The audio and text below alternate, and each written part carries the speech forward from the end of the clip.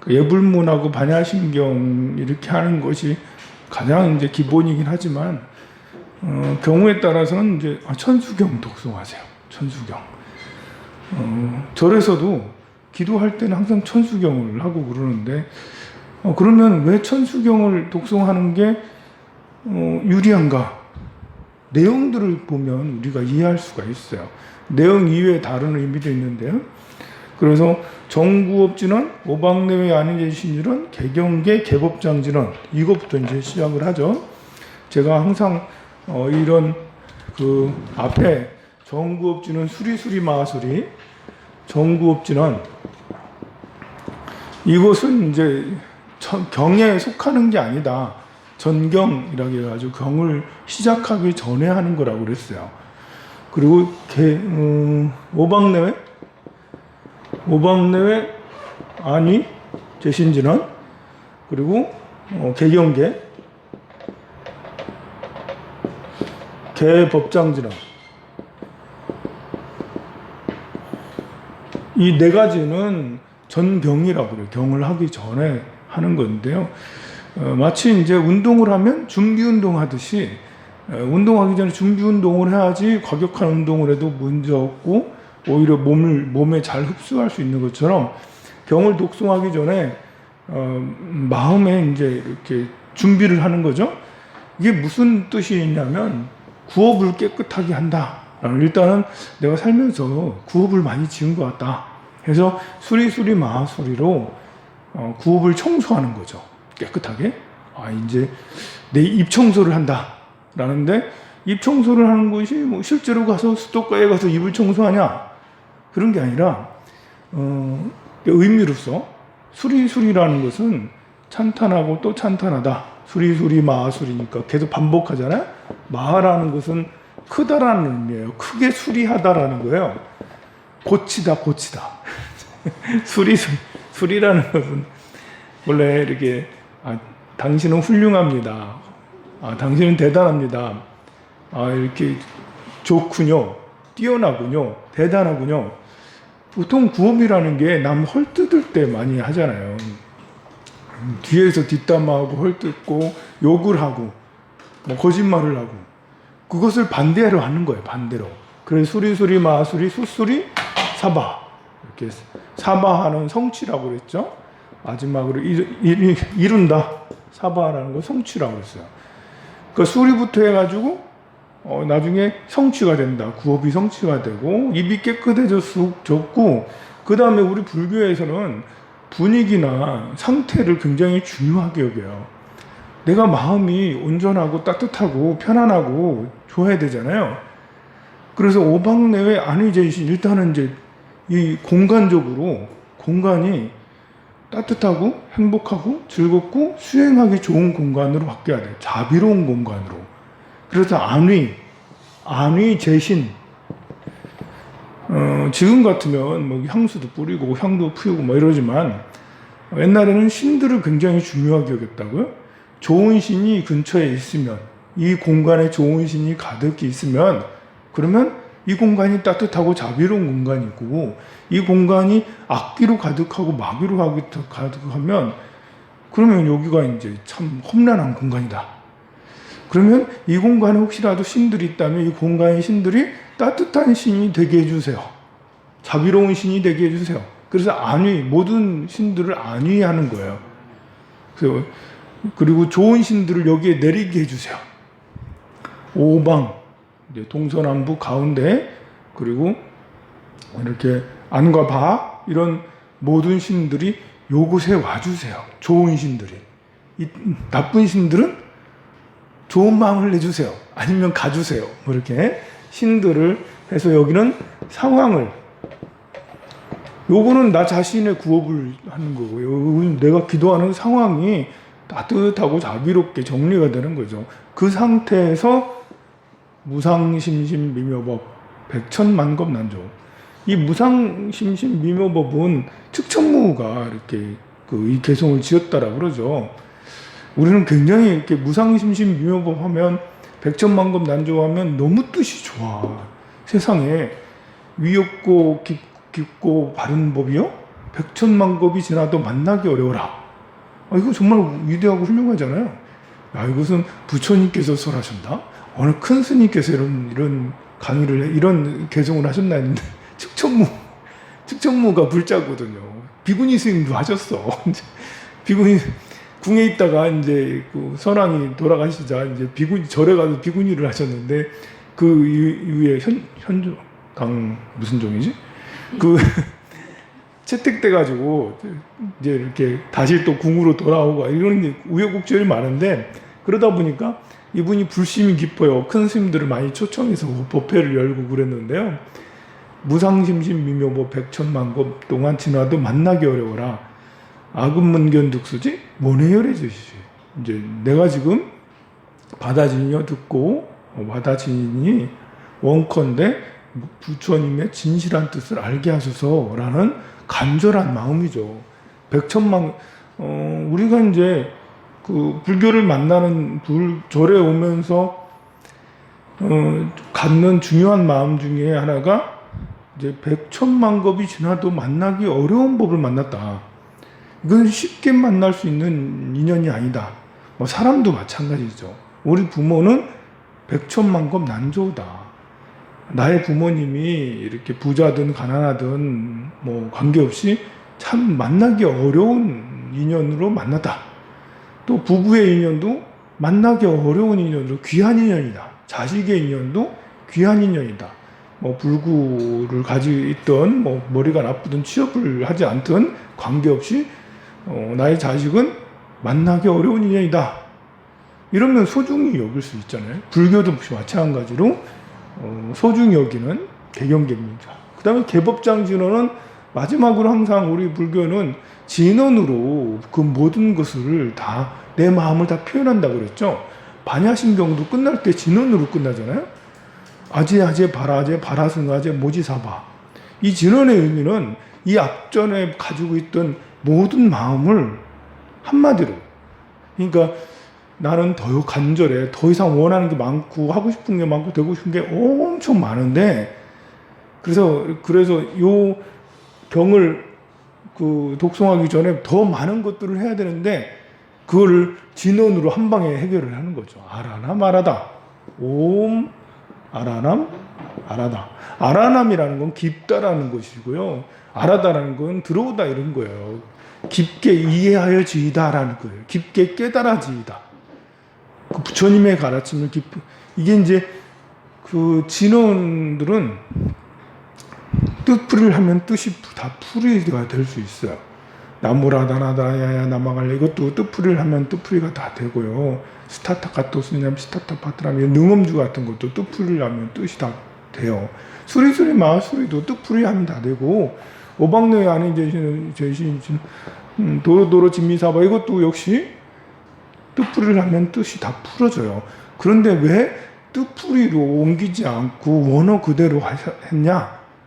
이것은 진언의 이제 주문들에 담겨진 뜻 말고 이 발음상, 또 가피상, 비밀리 이런 것들이 복합적으로 숨겨져 있어서 이것들을 그대로 옴 아라나 마라다라고 하는 거죠. 옴이라는 이걸 번역을 할 수가 없는 거예요. 옴이라는 걸 뭘로 번역을 하는 거지?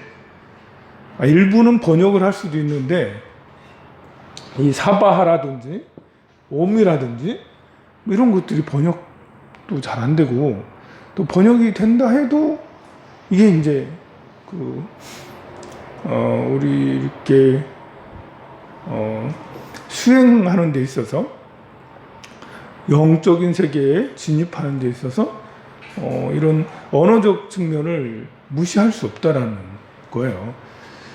그래서 깊이 깨달아지이다, 깊이 깨달아지이다, 깊이 깨달아지이다라고 그렇게 말해서 이렇게 들어가는 삼매의 힘과 옴 마라나 마라다 해가지고 들어가서 하는 삼매의 힘이 비교하니까 차이가 있다라는 거지. 진짜로 그런지는 나도 잘 모르겠습니다만.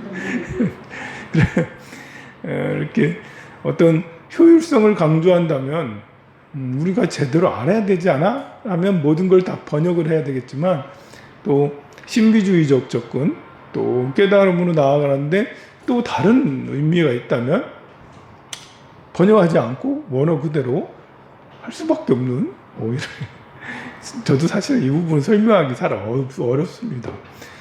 이렇게 종교는 현실이다. 종교는 이상주의다. 이상주의 현실적으로도 필요하고 그런데 자꾸 이상적인 것만 얘기하고 이러면 참 그렇잖아요. 그래서 이 이상주의와 현실주의를 할 때 이게 이제 이상주의, 현실. 우리한테 딱 알아듣게 좀 알아나 말아다 하지 말고 알아듣게 현실적으로 해라. 그런데 불교는 현실적인 부분도 있어요. 그러나 이상적인, 신비적인 그런 부분도 있다고요. 지옥, 악이, 축생으로 태어나 천상, 인간, 아수라. 우리가 죽으면 천상으로도 태어날 수 있고 지옥으로 태어날 수 있고 믿어요? 믿죠? 안 믿기도 하면서 또 믿기도 하죠. 이게 이제 현실적인 듯 하면서도 신비적이고 이상적이다, 이게. 그러나 이제 우리가 이제 수행을 할 때 나는 천상에 태어나기 위해 수행을 해요. 이건 이제 옛날 얘기예요, 옛날 얘기. 천상에 태어나기 위해서 수행한다는 것은, 우리가 이제 이렇게 과학 시대가, 이 과학 시대 이전에 종교가 세상을 지배할 때, 신이 세상을 지배할 때, 죽음의 신에 이렇게 쫓겨서 이렇게 사는 게 아니라 나는 죽음의 신에서 벗어나서 나는 저 극락세계나 천국에 가서 태어날 거야. 근데 지금은 과학주의가 세상을 이제 이렇게 지배하는 시대가 됐어요. 과학으로 증명해봐, 천국을. 정말 그 천국에 가기 위해서 하는 거야? 근데 과학도 다 발전한 게 아니잖아요? 100% 다 발전한 게 아니에요. 지금 5%만 했을 수도 있고 95%까지 갈 수도 있겠죠. 과학이라는 게. 그래서 우리가 사는데 이상주의적, 신비주의적인 요소는 항상 남아있어요. 100% 과학이 다 밝혀지지 않는 이상. 그래서 우리가 죽음도 해결하지 못하고 있잖아요. 과학이. 그래서 신비적인 요소는 남아있는데 그러다 보니까 수행도 역시 같이 신비적 요소도 함께 같이 가는 거죠. 깊이 알아지다 하는 것보다 옴 알아나 말하다. 옴 알아나 말하다. 또 그냥 라는 것보다 옴 수행도 있다고. 옴 수행. 요가 센터 가면 딱 앉아가지고 따라하세요. 옴. 근데 그런 것이 옴 이렇게 해가지고 이렇게 뇌파를 이렇게 측정을 해보면 뇌파가 급격히 편안한 뇌파로 변한다라는 것이죠. 그 삼매에 들어가기가 가장 쉽다. 옴 이렇게 하면 옴 아라남 아라다 이제 우리 이제 부담 사라남 가차미 담밤 사라남 가차미 상감 사라남 가차미. 이게 뭐냐면 부처님께 귀합니다. 가르침에 귀합니다. 승가에 귀합니다 거든요. 거룩한 이것도 참 훌륭하고 좋아요. 그런데 부담 사라남 가차미 담밤 사라남 가차미 이렇게 이것을 이렇게 하면 분위기가 확 달라져요. 분위기가 확 달라져서 뭔가 이렇게 신비스럽고 성스러운 느낌이 진짜로 일어나고 마음에 들쭉날쭉하던 마음들이 샥 정리가 되기도 하더라. 그래서 이 효과가 크다. 옴마니 반매훔 옴마니 반매훔 이것도 마찬가지죠. 그냥 옴마니 반매훔 이렇게 하면 이제 좀 다르지만 옴마니 반매훔 옴마니 반매훔 옴마니 반매훔 옴마니 반매훔 옴마니 반매훔 이렇게 하면 역시 옴마니 반매훔 하는 옴에서 오는 것과 뒤에서 훔에서 오는 이 옴과 훔 사이에 마니 반매 뜻으로 얘기하면 이제 만이라는 건 보배고 반매라는 것은 이제 많이 반매라는 것은 연꽃을 말해요. 연꽃 보배예요. 그래서 연꽃 속의 보주, 연꽃 속의 보배 이런 말을 하는 이런 의미가 있다. 옴마니 반매음이. 그런데 옴마니 반매 이제 반매는 파드마를 말해요. 파드마가 연꽃이거든요. 마니 반매 훔 이렇게 한 글자 한 글자 한 글자들이 그 파워가 심상치 않다.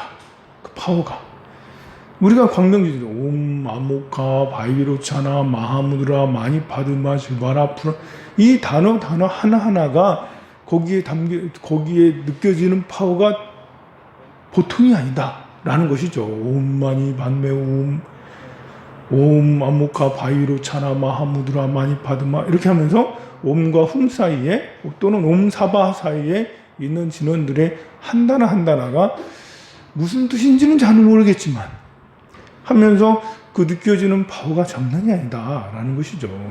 그리고 여러분들도 가만히 앉아가지고 연꽃 속의 법에 연꽃 속의 법에 연꽃 속의 법에 이렇게 하는 것과 옴마니 반매훔 옴마니 반매훔 옴마니 반 이걸 한번 이렇게 비교를 해보면 느낌이 확 아무리 몰라도 느낌이 확 차이가 나는 것이죠.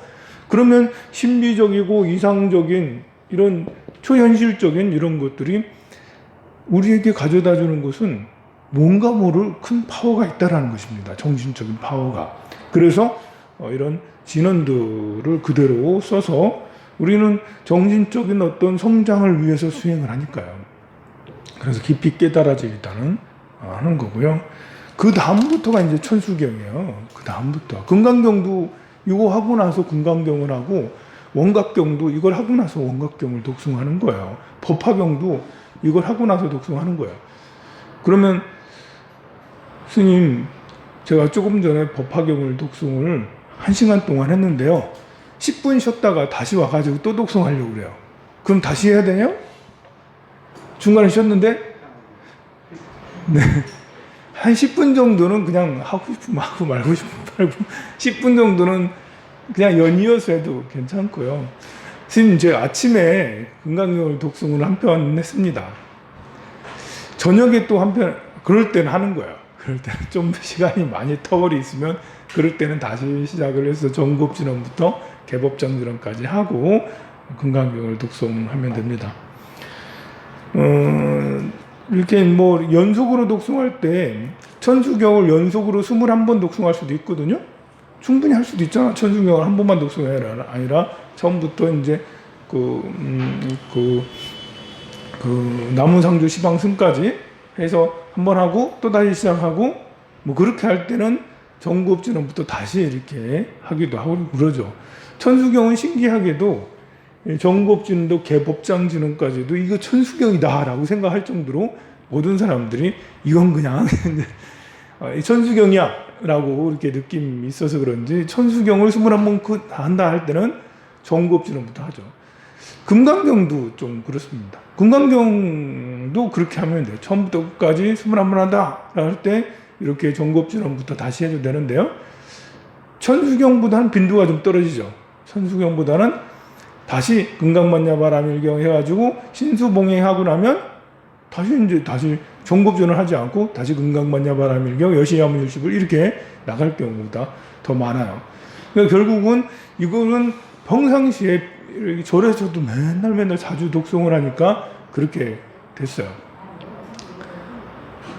제가 보살님한테 다음 주부터 와서 공부하라고 했어요. 노보살님한테. 보살님이 건강이 안 좋으신데 저 북정동에 사시거든요. 근데 그 절에는 좀 자주 오셔야 되는데 자주 오셔가지고 불교대학이라도 공부하시라고. 법당에서 기도하는 것도 참 좋은데 한 일주일에 한 번씩 강의 듣는 게 좋으니까 보살님 보고 모시라고 했어요. 자, 그래서 여기서부터 천수천안 관자재 보살 광대원만 무해대비심 대단한이겠죠. 오늘은 이제 천수경을 전체로 강의하는 게 아니라 중요한 왜 천수경을 맨날 하는 거지? 이걸 하다 보니까 좀 길게 했는데요. 이렇게 이제 내용이 보면 천수경의 내용이 처음에는 개수관음 대비주 이렇게 해가지고 소원종심 실험만 이게 나오잖아요. 원력공심상호신 이것은 관세음보살님의 위덕을 찬탄하는 거예요. 관세음보살님에게 머리 조아려 이렇게 예를 올립니다라는 게 개수관음 대비주고요. 관세음보살의 원력이 홍심하다, 넓고 깊다, 상호가 훌륭하다라는 거예요. 그 다음에 천비로, 천개의 손과 천개의 눈으로 장엄하셨다. 이렇게 한 게 천비장엄 뭐지? 천안광명 병간절을 하는 거예요. 진실한 마음 가운데, 진실한 말 가운데 깊은 참된 말씀을 하신다. 또 우리가 원하는 것들을 빨리 이루어 주신다. 송명망족제이고 이런 것이. 그리고 철룡 또 영사멸제 제접에서 관세음보살님이 우리들의 죄업을 영원히 씻어주신다 라는 그런 의미도 가지고 계시고, 또 철룡이, 천과 용이 이렇게 상호 모두 다 청룡 중성 동자 해서 함께 보호해 주신다. 이렇게. 또 그리고 백천가지 삼매를 한꺼번에 다 닦는다. 관세음보살님이 그래. 온만이 반매음을 왜 하겠어요? 백천삼매를 도는 수 한꺼번에 다 닦아주시니까 그래서 온만이 반매음도 하고 신묘장구대사라이를 하는 거죠. 그리고 이 관세음보살님의 이런 가르침을 받아들이면 그러면 광명당이 되는 거예요. 수지신시 광명당, 또 수지신시 신통장, 광명을 얻게 되고 신통력을 얻게 된다. 그리고 이런 모든 원한들을 다 이제 깨끗이 씻게 해주시는 게 채척진로 원제입니다. 자, 이렇게 하니까 우리가 지금 충송해서 귀하지 않을 수 없는 거예요. 관세음보살님의 마음, 그런 위덕이나 뭐 이런 그 능력, 관세음보살님 해주시는 힘, 이런 것들에 대해서 찬탄하면서 관세음보살님께 귀의하는 게 앞부분이에요. 그리고 그 앞에서 소원을 세워요. 나무대비 관세음 이러면서. 우리가 천수경을 독송하면서 많은 좋은 것들이 많은데요. 뭐 개수관음 대비주, 원력공신도 좋은데 눈앞에 머릿속에 금방금방 들어오지 않잖아.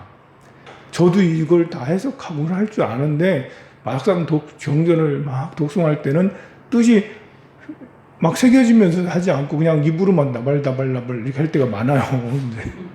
그런데 이 중간중간 나오는 나무 대비 관세음 이런 것들은 아니잖아. 나무 관세음보살이잖아요. 나무 관세음보살을 나무 대비 관세음 원하속지 일체법, 나무 대비 관세음 원하조득지안 이러잖아요. 그래서 나무 대비 관세음은 여기서는 거의 연불급이에요. 연불. 나무 관세음보살, 원컨대 모든 지혜를 이루게 해주세요. 나무 관세음보살, 일체중을 다 이루게 해주세요. 나무 관세음보살 선방편을 다 이루게 해주세요. 반야선을 타게 해주세요. 나무 관세음보살 이렇게 계율과 선정을 이루게 해주세요. 그런 길로 가게 해주세요. 나무 관세음보살 원적에 들게 해주세요. 나무 관세음보살 무의의 집에 들어가게 해주세요. 나무 관세음보살 법성신을 얻게 해주세요. 이러면서 나의 소원을 얘기하는데 주로 이제 발보리심, 깨달음, 뭐 더 나은 지혜 이런 것들에 대한 것들을 관세음보살님께서 이렇게 보살펴 주셔서 나무대비 관세음을 이렇게 하는 거죠. 그러면서 또 소원을 세워요. 이제 아약 향도산 도산자추죠. 내가 도산에 가면 도산이 서로 다 꺾여주게 해주세요. 칼산이거든요. 도산이라는 게. 내가 칼산에 갔어. 칼지옥에 갔어. 그러면 그 칼산이 다 꺾어지게. 내가 전쟁터 갔어. 전쟁터에 갈 수도 있잖아요. 그 전쟁이 다 사라지게 해주세요.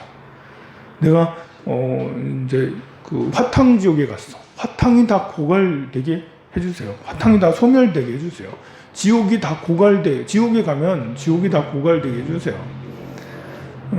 이제 우리가 살면서 이렇게 그 갈등이 있고 어려움이 있고 막 이런 게 있잖아요. 내가 가는 곳마다 평화롭고 지혜롭고 자비롭게 해주세요. 그 말은 평화롭고 지혜롭고 자비로운 곳만 간다는 게 아니에요.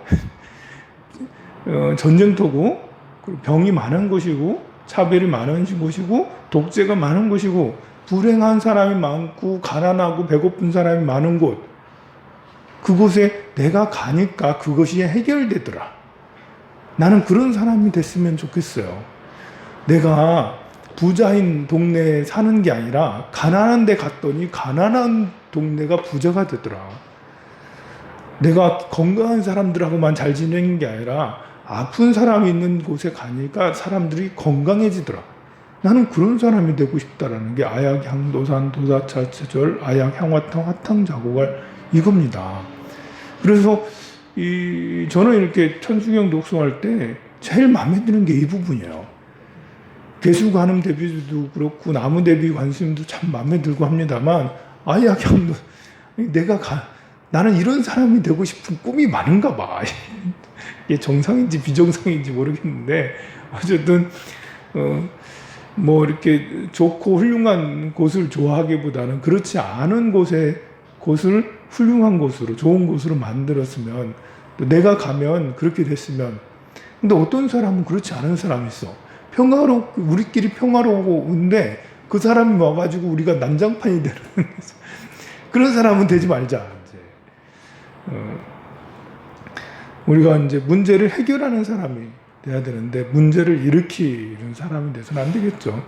그러나 또 이제 그런 게 또 강박이 되면 넌 왜 맨날 문제 일으키니? 이렇게 하면서 문제 일으키는 것을 또 나쁘게 여겨서 아무것도 하지 못하는 보수적인 사회가 될 수 있어요. 그래서 문제에 대해서는 좋아지려고 문제가 생기는갑다. 지금 대선 후보들이 쭉 이렇게 있는데요. 제 전화번호가 많이 공개되어 있는지 모든 후보들이 저한테 다 문자를 보내고 있어요. 다. 얼마나 문자를 받고 있는지. 제가 세 당에 다 가입돼 있거든요. 제 당원이에요, 당원.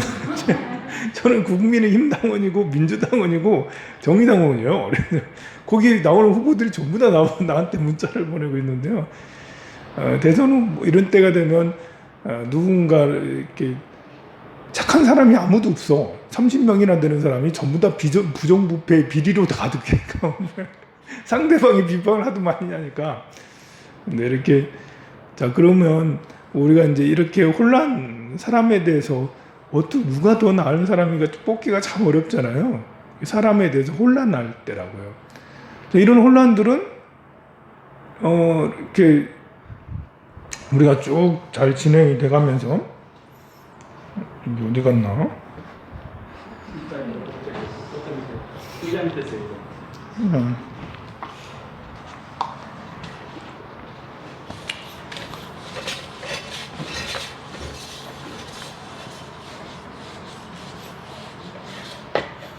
우리가 이제 이렇게 쭉 진행이 돼가면서 지금 여기에 어떤 혼란이라는 게 생겨요. 혼란과 갈등이 생기겠죠. 이걸로 인해서 내려가는 경우도 있고요. 이걸로 인해서 올라가는 경우도 있는 거예요. 혼란과 갈등은 이게 이제 이렇게 우리가 관이 강하면, 관이라는 게 조직이죠. 세력, 어떤 상태가 결정이 돼 있는 상태예요. 관이 강하면 강할수록 부정부패가 심해져요. 이렇게 사회가 조직이라는 게 있잖아요. 전국 8도 조직이 있고, 국회의원, 대통령, 이렇게 장관들 있고, 또 기업도 대기업 있고 중소기업이 있는데요. 이게 모두 다 조직화되어 있잖아요. 조직화가 되어 있으면 무조건 생기는 게 부정부패예요. 왜냐하면 조직은 서열하잖아요. 서열이 정해지면 1등부터 쭉 등수가 나오잖아요. 공무원이 1급, 2급, 3급 해가 9급 이렇게 있잖아요. 그러면 9급까지 쭉 있으면 이 서열이라는 것은 무서워서 임명권자가 위에 있고 임명자가 위에 있으니까 위에 사람들한테 잘 보여야 돼요. 그래서 결국 서열화가 되면 부정부패가 강할 수밖에 없어요. 근데 이 부정부패는 어떻게 해야지 해결이 되냐? 혼란이 생길 수밖에 없죠. 부정부패를 깨야 되겠죠. 부정부패를 극해야 돼. 부정부패가 화기운이면 물기운으로 들여다 부어야 되는 거죠. 수국화를 해야 돼. 이것이 상관경관이라는 거예요. 그런 말이 있어요. 이제 부정부패를 다 이제 이렇게 부정부패를 드러나게 한다. 이게 이제 상관경관이라서 상관경관이 생기면 혼란이 생겨. 여러분들 살면서도 상관경관되는 운이 오면 법원에도 가야 되고요. 이렇게 집안에도 자꾸 찌그럭찌그럭 싸우고 되고요. 별의별 문제들이 다 생겨요. 내가 가는 곳마다 싸우는 데 가게 되고요. 아니면 내가 싸움을 일으키게 되거나 싸움의 중심이 되거나 뭐 이런 일들이 자꾸 생겨요. 자, 그런 것이 혼란의 상태잖아요. 이게 관이 세지면 부정부패가 생기기 때문에 사람들이 게으른 것도 부정부패를 할 수도 있어요. 줄을 대고 하는 것도 부정부패지만요. 근데 상관이 와가지고 혼란이 생기는데 이거에서 이제 민주화 운동이 될 수도 있고 아니면 쿠데타가 될 수도 있겠죠. 다른 누군가가 상관을 일으켜서 그러면 여기에서 잘 되면 상승해서 더 나아게 되는 거고 자, 대통령을 잘 뽑으면 그렇죠. 상승해서 올라가죠. 이 혼란기에 상관기에 이렇게 대통령을 잘못 뽑으면 하락하는 이런 것이 될 수가 있습니다. 그래서 혼란을 두려워하면 안 된다. 혼란을 찌끄럭찌끄럭 싸우고 갈등하고 하는 것들은 좋은 거다. 좋은 거다. 뭐 절에서도 A파, B파 나눠서 싸울 수도 있어요. 안 싸우면 제일 좋은 것 같아도 아니라고. 조용한 건 언젠가는 무너지게 됐어요. 이게 찌끄럭찌끄럭 싸우는 이런 것들이 혼란들이 항상 있고 그걸 조정을 해 가야지 성장을 하더라도 이렇게 성장을 하는 거잖아요. 한 번에 쭉 가는 게 아니야. 올라갔다 내렸다 올라갔다 내렸다 올라갔다 내렸다를 반복하면서 성장을 하는 거고 하강을 하는 것도 마찬가지란 말입니다. 그래서 혹시 절에서 무슨 문제가 생기다 저보고 이제 스님 일기를 보니까요. 스님 불안한 마음도 다 나오고요. 스님 뭐 사모님하고 우리 비구도스님하고 싸우는 얘기도 나오고요. 뭐 누구 뭣도 나오고 스님 속 시끄럽습니다. 못 살겠어요. 스님 좋은 얘기만 써주세요. 좋은 얘기만. 근데 저는 이제 이렇게 좋은 얘기만 쓰면 쓸 수도 있겠지만 그거보다는 약간 시끄러운 이런 것들을 해결해 가면서 살아가는 것이 우리인의 삶이 아니겠어요? 제가 좋은 모습만 보여주고 그러면 여러분들한테 도움이 많이 되겠나? 그래야겠나? 그래서 이렇게 시끄럽고 이런 것들에 대해서 우리는 이렇게 잠재적으로 그렇게 받아두고 이해하고 야, 이것은 문제가 아니다. 문제가 해결을 해야 된다라는 그런 마음을 갖는 게 좋습니다. 그래서 아예 향도산, 도산자체절 이런 시끄러운 곳에 가면 그런 것들이 모두 다 평화로워지다. 그렇다고 다시 또 계속 평화만 있다라는 게 아니죠. 갈등이 또 생기면 다시 또 평화로워지다. 이렇게 됩니다. 자, 이런 마음을 가지고 신묘장구 대다란 일을 하는 거죠. 나모라다나다라 야야 남아갈약 이렇게 하면서 신묘장구 대단한 일을 쭉 하고요. 몇 분 동안 하고요. 신묘장구 대단한이 끝나면 뭐가 나오냐면 1세 동방결도량 2세 남방북청량 3세 서방구정토 4세 북방영양가 이러면서 동서남북을 깨끗하게 하는 부분이 나와요. 동서남북을. 이거는 왜 이 부분이 여기에 들어있냐면 이게 중요한 이유가 있어요. 우리가 천수경을 왜 독송하냐? 천수경을 수행으로도 독송하지만 천수경을 이렇게 그 별개의 의미로도 천수경을 독송해요. 별개. 별개라는 것은 뭐냐면 이 공간을 정화시키는 거야. 그리고 하나로 만드는 거야. 우리 멤버십이 탄탄하고 그리고 이곳을 깨끗하게 만들고 그런 의미가 있어요. 천수경을 통해서 별개를 이루는 거죠. 외부의 침입을 막고 안에는 탄탄해지고 내부의 힘은 강해지고 문제는 해결되고 이것이 이제 결계라고 할 수가 있어요. 굳은 마음으로 뭔가를 해낸다라는 거죠. 여러분들이 통도사 같은 데를 가면 보살계 이렇게 할 때 가면 이렇게 그 별개 방을 쳐요. 그래서 문들마다 이렇게 해가지고 이렇게 약간 알록달록해서 옷만이 밤면 번을 막 치고 이렇게 그 띠를 막 두르고 막 그렇게 하거든요. 문은 또 이렇게 옷만이 밤에 이렇게 내리고 그곳을 지나갈 때마다 결계가 이루어지라는 거죠. 결계가 그 공간에 이렇게 하죠. 또 통도사 이렇게 보살계 이렇게 하면 또 들어가는 입구마다 다 뭐 이렇게 이렇게 현수막처럼 해가지고 쭉 해서 다 이렇게 내려놓고 다 그렇게 하잖아요. 그것도 내내 결계의 일부라고 할 수가 있어요. 그것을 기도로서 별개를 치는 것이 천수경의 의미가 있어요. 그래서 지장기도를 할 때도 천수경을 하고요. 천도제를 할 때도 천수경하고 방생을 할 때도 천수경을 하는 이유가 별개의 의미가 있기 때문에 그래요. 그러니 이 부분이 별개의 의미인 거예요. 1세 동방 별도량, 2세 남방, 동방을 깨끗하게 하고 남방을 청량하게 하고 서방을 정토로 만들고 북방을 편안하게 하고 영안강 이래가지고 그래 하니까 그 다음에 도량청정, 그러니 도량청정 무화에서 삼보와 천룡이 이곳에 내려 삼보천룡 감사지. 그렇게 하니 내가 지금 지성으로 몇 인원을 외우면 이 원컨대 자비로 비밀스럽게 보호를 해주게 되소서 이렇게 하는 의미가 이제 도량청정무화의 삼보천룡 감사지죠. 그러니 저는 천수경 독송할 때 항상 이제 일세 동방결도 이게 이제 기분이 되게 좋은 거야. 한번 1세, 2세, 3세, 4세, 쇠라는 게 뿌린다, 물 뿌린다 의미가 있거든요.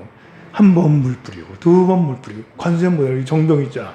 요 관세음보살님, 수월 관세음보살님인데요. 관세음보살님은 항상 병을 들고 있어요. 이게 무슨 병이냐면 감로수병이에요. 관세음보살님 감로수병을 들고 있는 것에 여러분들은 감탄을 해야 돼. 와, 저 훌륭하시다. 저 감로수병은 하늘세계에 있는 물이잖아. 하늘세계. 우주에서 가장 정결한 물이야. 이 물을 한번 뿌리면 그곳이 결도량, 득청량, 안양을 얻고 그리고 이렇게 정토를 이루는 그런 이렇게 물 뿌리며. 그래서 정병만 있는 게 아니라 버들까지도 있어. 버들까지. 버들가지로 물 해가지고 해서 뿌리고 하는 그런 의미죠. 그래 하고 나니까 삼보와 천룡이 감차지죠. 우리 법회를 하는데 이렇게 1세 동방 2세 하고 난 다음에 삼보와 천룡이 이곳에 내려요. 그럼 얼마나 분위기가 그래서 여러분들이 이제 여러 사람들하고 같이 대법회를 이루면 막 흥이 나고 기분이 되게 좋고 업장의 손을 물론 대법회를 해놓고 뭐 이렇게 이스님 나와가지고 인사하고 저 정치인 나와서 또 인사하고 뭐 하고 또 인사하고 이 법회 진행이 이렇게 기도나 수행보다는 불공보다는 딴 데 이렇게 돼 있으면 그런 게 잘 안 되죠. 그러나 기도 수행과 불공 위주로 이렇게 하는 법회를 딱 이렇게 하면 정말 큰 에너지가 생기는 것이 바로 이런 천수경이 그 밑에 갖춰준 힘이라고 할 수 있어요. 그 상태에서 이제 참회를 하는 거예요. 아속소조, 제약업, 살생중재, 금일참회, 투도중재, 금일참회. 그러니까 삼보와 천룡이 이곳에 내린 다음 그 앞에서 합장을 하면서 살생한 중재를 참여합니다. 도적질한 중재를 참여합니다. 사음한 중재를 참여합니다. 이렇게 거짓말하고 악담하고 욕하고 이간질했던 지금 중재를 참여한 이렇게 하면서 내 마음을 참회를 하고 옴살바무자모지 사다 하면서 참회를 정리를 하는 거죠. 그리고 나서는 이제 다른 진원들이 연이어지는데요. 관세음보살 진원도 있고 호신진원 옴치림도 있고 이렇게 하면서 뒤에 것들은 이제 하나하나씩 이제 더 나한테 무기가 장착되는 거야. 이제는 이제 다 이루어졌고요. 몸이 다 이루어졌어. 그래서 이 손에는 이제 이렇게 옴치림, 이 손에는 옴마니 반명, 이 손에는 이렇게 저게 있죠.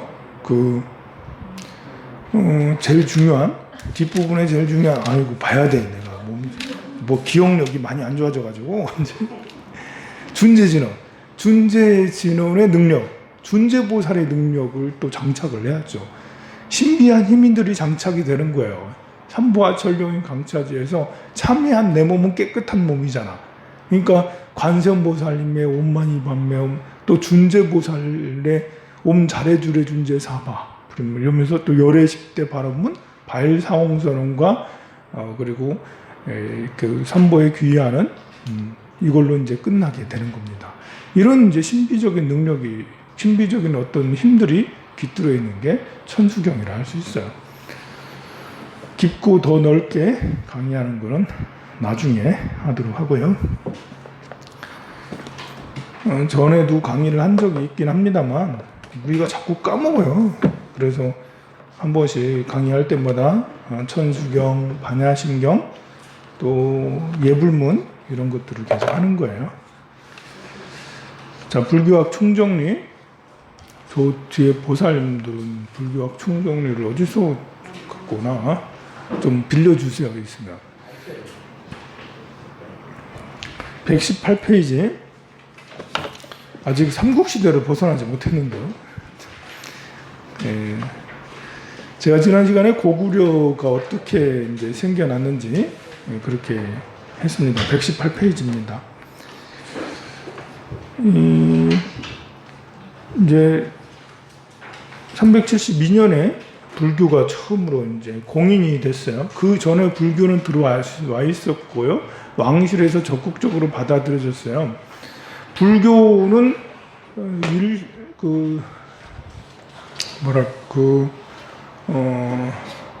이제 우리가 개신교를 가지고 그걸 보고 이제 개신교를 뭐라 하더라? 다신교, 유일신교라고 그러잖아요. 개신교가 다른 종교하고 다른 중요한 특징이 바로 유일신을 주장하는 거죠. 유일신. 이슬람하고 기독교는 형제니까요. 기독교가 이제 중요한 게 주장하는 게 유일신을 주장해요. 기독교가 이제 로마의 밀라노 칙령에서 AD 4세기에 로마에 공인된 것은 유일신이기 때문에 공인이 된 거예요. 왜냐하면 이 유일신, 하나님이라는 유일신과 황제, 권력자, 황제는 같다라는 그런 의미를 가지고 있어서 정치를 하는 국왕, 왕들이나 황제들은 이런 기독교를 굉장히 선호하죠. 자, 다신교는 신들이 많아. 그리스 로마 신화 해가지고 제우스, 포세이돈, 미의 신, 무슨 많은 신들이 있잖아요. 그 신들은 이 사람도 믿고 저 사람도 물론 제우스가 그 중에 신 중에 왕이라 하더라도 그래도 이제 다른 신들을 다 믿어서 제우스 신을 믿는 더 좋아하는 사람 아니면 포세인 신을 최고라고 여기는 사람 이렇게 좀씩 다 맡긴다고. 그래서 다신교는 황제들이 별로 안 좋아해. 요거 약간 달라요. 불교는 그러면 어디쯤에 들어가냐? 불교는 다신론을 주장하지만 유일신에 가까운 거죠. 부처님이야, 부처님. 부처님도 아미타 부처님, 약사르 부처님, 여러 부처님 많은데 그냥 통틀어서 부처님, 우리가 마음속에 이렇게 담겨지기가 통틀어서 그냥 부처님.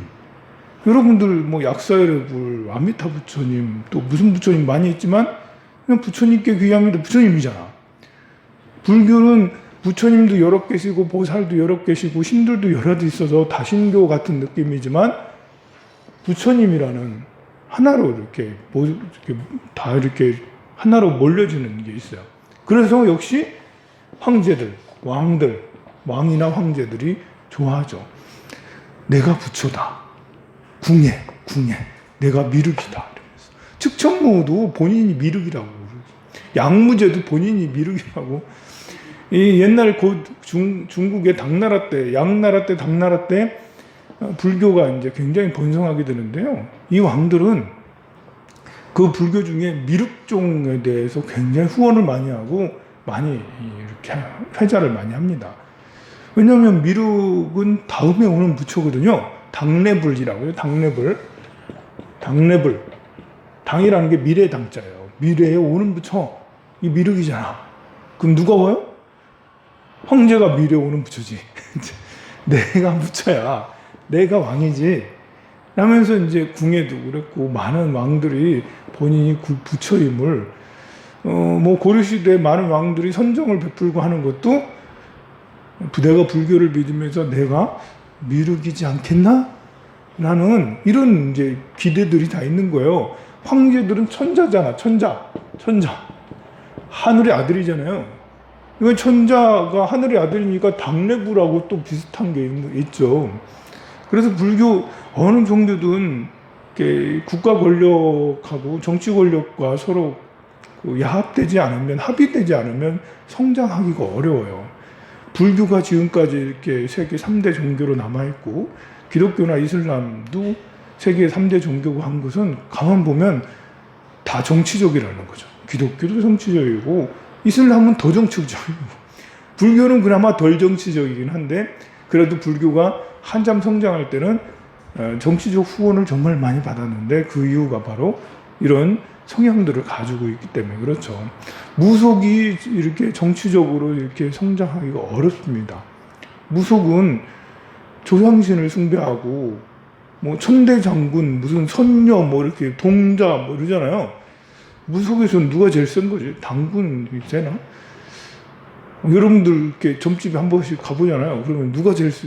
무속에서는 무속인들이 무속하시는 분인데 공통적으로 잘 믿는 분이 누구야?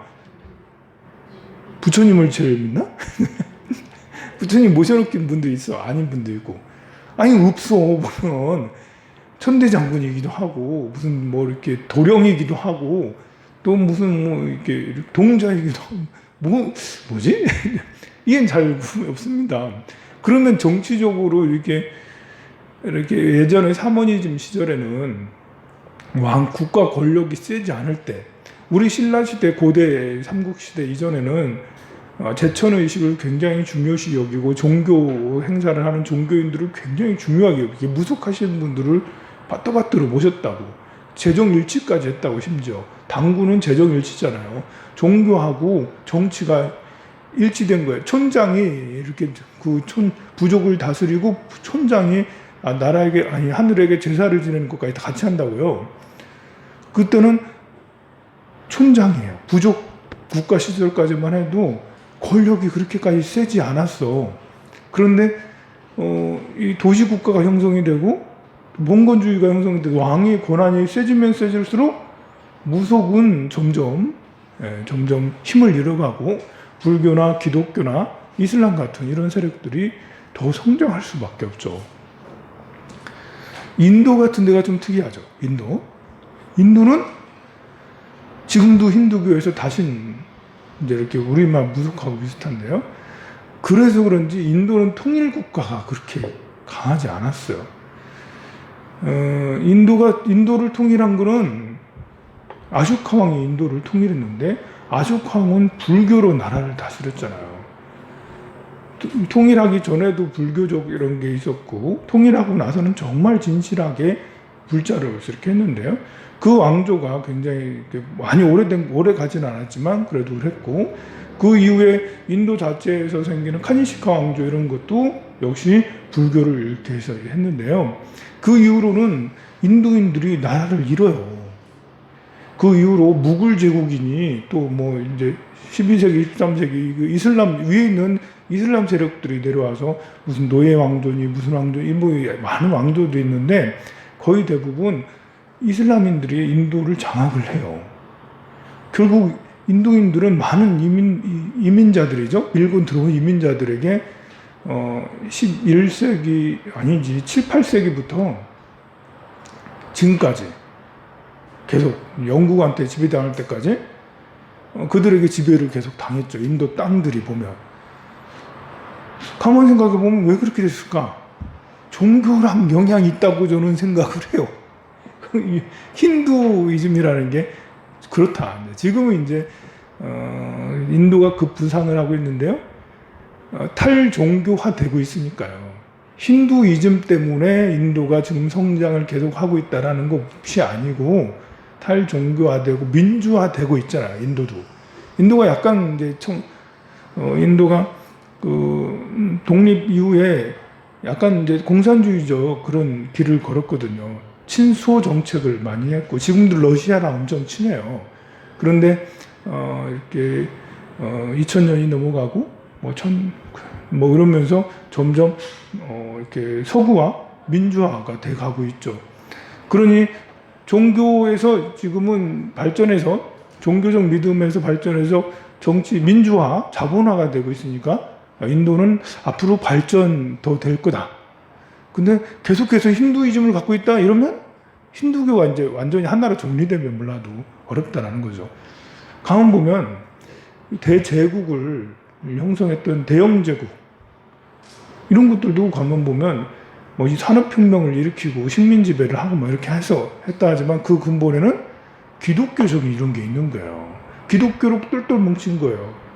스페인도 이제 구교로 이제 천주교로 똘똘 뭉쳤죠. 그래서 신대륙에 가면 군사랑 같이 들어가는 게 선교사가 같이 들어가잖아요. 그곳에 가가지고 정신적인 어떤 통일을 지배를 해야 되겠지. 정신 개혁을 하겠다고 선교사가 같이 들어가요. 이게 큰 국가를 이뤘던 나라들이 보면 종교적인 것들을 많이 가지고 있죠. 그런데 부족 국가로서 계속 있었던 이런 곳에 가만 보면 아프리카 뭐예요? 아프리카는 대제국을 형성했던 적이 없어요. 아프리카도 이제 12세기, 13세기, 15세기 나라들이 생겼다 없어지고 생겼다 없어지고 했어요. 그런데 우리가 아는 문명국가적인 나라가 없었다고. 그냥 부족국가가 약간 커졌다가 부족국가가 약간 작아졌다가 그랬었다고요. 왜 그렇겠어요? 거기도 원주민들이 이런 이슬람이나 기독교나 불교 같은 이런 이걸 보고 선진하고 굉장히 발달되고 훌륭하다고 할 수는 없어요. 왜냐하면 그들이 믿는 종교가 더 나을 수도 있었거든요. 근데 이런 이제 유일신을 믿는 부처님이나 유일신 이런 것을 믿는 게 아니라 자연계를 믿는 샤머니즘적이었는데 그러다 보니까 통합이 잘 안 되고 왕권이 강화되지가 않아요. 우리나라도 신라가 삼국 통일을 하게 된 근본적인 여러 다른 이유가 있겠지만 저는 신라가 삼국 통일의 기틀을 마련한 것은 불교라고 생각을 해요. 불교가 들어오기 전에는 신라가 힘아리가 없었거든요. 가야 크기나 신라 크기나 별반 다르지 않았어요. 4세기까지만 해도 300년, 400년까지만 해도 신라라는 게 저 경주 이쪽에 이렇게 근처에서 대구 경주 이쪽 근처에서 그냥 조그만한 이제 시족국자 부족국가처럼 이렇게 가야도 그렇잖아요. 육가야 해가지고 이렇게 있는데 별 힘이 없었어요. 삼국시대에 가장 먼저 힘을 발휘한 것은 이렇게 그 근초고왕에서 백제가 제일 먼저 힘을 발휘하고 그 다음에 이제 이렇게 광개토대왕하고 장수왕이 있으면서 5세기죠? 4세기, 5세기 때 고구려가 이제 이렇게 하는데요. 나중에 5세기 후반이 되면서 그때서야 신라가 막 이렇게 성장을 하고 신라가 한반도의 어떤 패권 국가로 등장을 하게 되는데 진흥왕이 그 역할을 많이 하죠. 진흥왕 이전에 법흥왕이 있었잖아. 법흥왕, 진흥왕은 모두 다 불교적 왕명이거든요. 불교가 신라에 들어가면서 그 전에 있었던 미신들을 다 이제 미신이랑 좀 그렇고요. 다신교를 많이 이렇게 제압을 하고 불교로 하나로 공리를 하고 그렇게 했습니다. 황룡사를 건축하고 황룡사 목탑, 구축 목탑을 이렇게 하면서 민심을 하나로 모았죠. 결국은 신라가 이렇게 삼국을 통일하는 계기가 됐는데요. 그럼 고구려도 불교 국가 아니었냐? 아니 광개토대왕, 장수왕 시절에는 불교를 굉장히 장려했어요. 근데 나중에 영계소문이 오두무교를 들고 와요. 이제 원교소문 이제 태어나기 전에 이렇게 중국에서 오두미교라는 게 이제 도교거든요. 도교라는 게 약간 이제 주술적이고 약간 이상해. 뭘 약 만들어가지고 뭐 먹으면 단 이런 게 형성이 돼가지고 장수한다느니 도수를 부려가지고 뭐 하늘에 어디 간다느니 그러니까 도수를 부리는 게 다 도교인데 오두미교가 들어오면서 불교가 많이 영계소문 불교를 엄청 바뀌었어요. 얼마나 심하면 이제 보독화상이 비례방장이라 해가지고 절을 하도 박해를 하고 절들을 다 도관으로 바꾸니까 절하고 도관은 다 산중에 이제 도교도 산중에 있잖아. 그러니까 절은 명판만 딱 바꾸면 도교로 바뀌기가 딱 쉬운 거예요. 보면. 그래서 절의 스님들을 다 쫓아내고 절들을 도관으로 다 바꿔버리는 게 영계소문이에요. 그래서 이런 전설이 있어. 보덕화상이 그 평양인가요? 거기 절에 이렇게 있다가 어느 절에 있다가 도력을 그 절에 있던 스님들이 몇백 명 되는데 눈 뜨고 일어나니까 갑자기 전라도 완주 여기에 있는 거예요. 그랬더니 보덕화상이 하시는 말씀이 야들아 내가 간밤에 절을 옮겼다. 내가 이렇게 그 터를 다 옮겨가지고 이렇게 바위를 다 이렇게 옮겨서 이곳으로 절을 아예 옮겼다. 아니 거기에 있던 북쪽에 있던 절들을 통째로 이렇게 남쪽으로 전라도 승주 완주 지역으로 다 옮겼더라고. 그렇게 해서 그걸 보고 비례방장이라고 그래요. 절이 한 번에 다 옮겼다 해가지고. 근데 그것이 상징하는 의미가 뭐냐면 보덕화상의 도력이 세다는 게 아니고 고구려 후기에 불교가 엄청 박해받아가지고 스님이 남미 돼서 이쪽으로 옮겨갔다는 거예요. 백제 쪽으로. 결국은 고구려는 그것 때문에 망했다 할 수는 없지만 고구려는 망하게 됐습니다. 자, 종교하고 정치랑은 참 관계가 컸었다. 지금까지. 그 산업혁명 이전까지 컸었다라고 할 수 있습니다. 좀 쉬었다 하도록 하겠습니다.